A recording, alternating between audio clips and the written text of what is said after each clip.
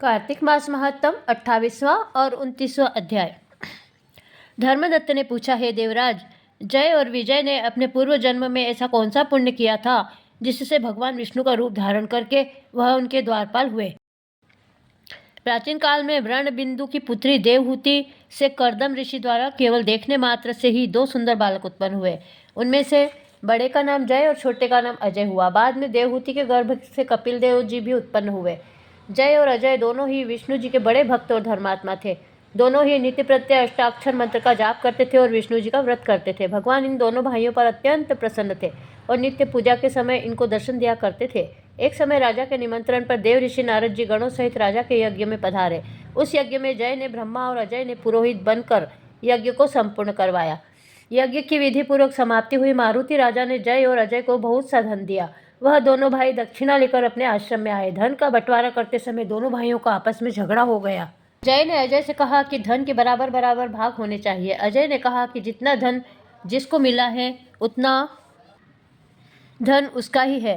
तब जय ने क्रोध में आकर अजय को श्राप दिया कि तुम धन लेकर नहीं देना चाहते हो, इसलिए तुम ग्राह हो जाओ।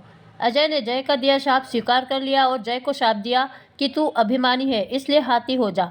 जब नियम पूर्वक दोनों की पूजा के समय जब भगवान उनको दर्शन देने के लिए आए तो दोनों ने भगवान से श्राप मोचन का उपाय पूछा। दोनों ने प्रभु से कहा, हे देव, हम दोनों आपके भक्त हैं, मगर हम हाथी की योनि में कैसे होंगे। हे कृपा सागर, श्राप से हमारा उद्धार कीजिए। भगवान विष्णु जी ने कहा, मेरे भक्तों की वाणी कभी असत्य नहीं होगी। यमराज भी इसको अन्यथा नहीं कर सकते। पूर्व काल में मुझे भक्तराज प्रहलाद के कहने पर इस स्तंभ से प्रकट होना पड़ा था और राजा अम्बरीश के कहने पर 10 अवतार लेने पड़े थे। अतः तुम दोनों अपने श्रापों को भोग मेरे लोक को प्राप्त हो जाओगे। इतना कहकर विष्णु जी अंतर्ध्यान हो गए। फिर वह गंडकी नदी के किनारे मगर और हाथी हुए। जाति स्मरण रहने के कारण इस योनि में भी भगवान विष्णु का व्रत नियम से किया करते थे।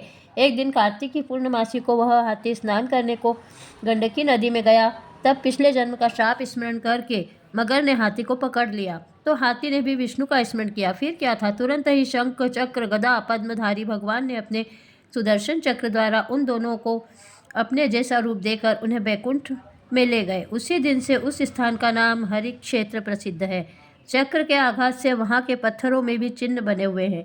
वह दोनों जय और अजय के नाम से आज तक संसार में प्रसिद्ध है। प्रिय, आपने विष्णु जी के द्वारपालों के संबंध में जो प्रश्न किया था उनका विस्तृत उत्तर मैंने दे दिया। इसलिए हे द्विज, तुम भी ईर्ष्या और द्वेष को त्याग कर नित्य भगवान विष्णु का व्रत किया करो। जगत के प्रत्येक जीवन को समदृष्टि से देखो। तुला, मकर और मेष की संक्रांति में नित्य प्रातः स्नान किया करो। तुलसी वन की रक्षा किया करो। एकादशी व्रत किया करो।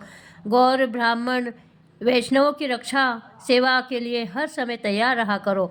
व्रत करने वालों को मसूर दाल और बैंगन के साग को कदापि प्रयोग नहीं करना चाहिए। हे धर्मदत्त, ऐसा करने पर तुम शरीर त्याग कर हम लोगों के समान गति पाओगे। भगवान विष्णु को प्रसन्न करने वाले इस व्रत के समान फल देने वाला तीर्थ, दान और यज्ञ दूसरा और कोई नहीं है। हे विप्र, तुम धन्य हो, क्योंकि तुमने विष्णु को प्रसन्न करने वाला व्रत किया है, जिसका आधा फल तुमने कलहा को दिया है। इसके बाद हम कलहा को बैकुंठ में ले जा रहे हैं। तब नारद जी ने कहा, हे राजन, इस प्रकार धर्मदत्त को विष्णु भक्ति का उपदेश देकर कलहा को साथ लेकर विष्णु के पार्षद बैकुंठ को चले गए और धर्मदत्त भी उनके आदेशानुसार विष्णु के व्रत में तल्लीन हो गया।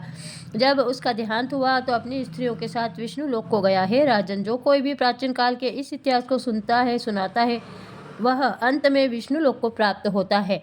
कार्तिक मास महत्तम 28वां अध्याय समाप्त। कार्तिक मास महत्तम 29वां अध्याय।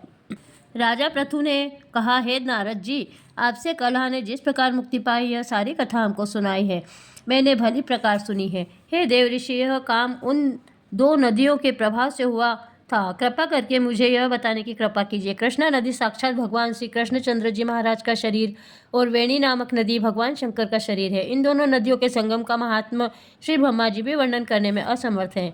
फिर चूंकि आपने पूछा है, अतः मैं आपको इनकी उत्पत्ति का वृत्तांत सुनाऊंगा। ध्यान से सुनिए। चाक्षासु मनवंतर के आरंभ में श्री ब्रह्मा जी ने सह्य पर्वत के शिखर पर यज्ञ करने का निश्चय किया।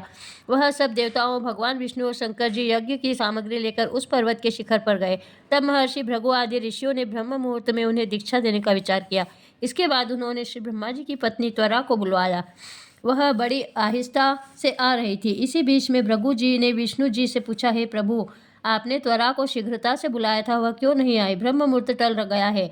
इस पर भगवान विष्णु ने कहा, यदि त्वरा यथा समय यहाँ नहीं आई तो आप गायत्री को ही स्त्री बनाकर दीक्षा विधान कर दीजिएगा। क्या गायत्री पुण्य कर्म में ब्रह्मा जी की स्त्री नहीं हो सकती? नारद जी बोले, भगवान शंकर ने भी विष्णु जी की बात का समर्थन किया। यह बात सुनकर भृगु जी ने गायत्री को श्री ब्रह्मा जी के दाईं ओर बिठाकर दीक्षा विधान आरंभ कर दिया। ऋषि मंडल गायत्री को दीक्षा दे ही रहा था कि इतने में ही त्वरा ने यज्ञ मंडप में प्रवेश किया। श्री ब्रह्मा जी के पास में गायत्री को देखकर ईर्ष्या से क्रोधित होकर त्वरा ने कहा, जहाँ अपूज्यों की पूजा होती है और पूज्यों की अप्रतिष्ठा होती है, वहाँ पर दुर्भिक्ष, मृत्यु तथा भय तीनों अश्वमेघ हुआ करते हैं। यह गायत्री जी ब्रह्मा जी की दाईं ओर तथा मेरे स्थान पर बैठी है। यह अदृश्य बहने वाली नदी होगी। आप लोगों ने अविचार से इसे जो मेरे स्थान पर बैठाया है, अतः आप भी सबके सब जड़ रूप नदियां होंगे। नारद जी ने राजा पृथु से कहा, हे राजन, इस तरह त्वरा के शाप को सुनकर गायत्री मारे क्रोध के लाल आग बबूला होकर अपने होंठ काटने लगी। देवताओं के मना करने पर भी उसने उठकर त्वरा को शाप दे डाला। गायत्री ने कहा, ब्रह्मा जी जैसे तुम्हारे पति हैं, वैसे ही मेरे भी पति हैं। तुमने व्यर्थ ही शाप दिया है, अतः तुम भी नदी हो जाओ। नारद जी ने कहा, तब तो देवताओं में भी खलबली मच गई। वह त्वरा को दंडवत करके कहने लगे, हे देवी, तूने जो ब्रह्मा आदि सब देवताओं को शाप दिया है, इससे यदि हम सब जड़ रूप नदियाँ हो जाएंगे तो फिर निश्चय ही यह तीनों लोग नष्ट हो जाएंगे, क्योंकि यह शाप तुमने बिना विचारे दिया, अतः तुम इसे वापस ले लो। त्वरा ने कहा, हे देवतागण, आपने यज्ञ के आरंभ में गणेश पूजन नहीं किया है, इसलिए यह विघ्न उपस्थित हुआ है। मेरा यह शाप कभी खाली नहीं जा सकता, इसलिए आप सब अपने अंगों से जड़ीभूत होकर अश्वमेव नदियाँ बनोगे। हम दोनों सोते भी अपने अपने अंशों से पश्चिम से बहने वाली नदियाँ बनेंगी। नारद जी ने राजा पृथु से कहा, त्वरा के यह वचन सुनकर सभी देवता विष्णु, शंकर और अपने अपने अंशों से नदियाँ बन गए।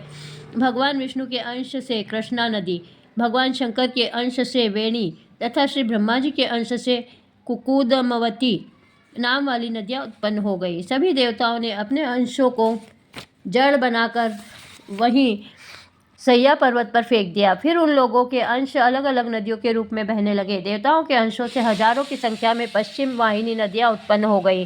गायत्री और त्वरा दोनों पश्चिम वाहिनी नदियाँ होकर एक साथ बहने लगी। उन दोनों का नाम सावित्री पड़ा। श्री ब्रह्मा जी ने यज्ञ स्थल पर भगवान विष्णु और शंकर जी की स्थापना की। दोनों देवता महाबल तथा अति बल के नाम से विख्यात हुए। राजन, कृष्णा और वेणी नदी की उत्पत्ति का यह वर्णन जो मनुष्य सुनेगा, उसे दर्शन और स्नान का फल प्राप्त होगा। कार्तिक मास महत्तम का 29वां अध्याय समाप्त हुआ। प्रिय बहनों, अगर आपने अभी तक मेरी चैनल को सब्सक्राइब नहीं किया है तो जल्दी से सब्सक्राइब कर लीजिए, बेल आइकन को प्रेस कीजिए और वीडियो को अधिक से अधिक शेयर कीजिए। जय श्री कृष्णा।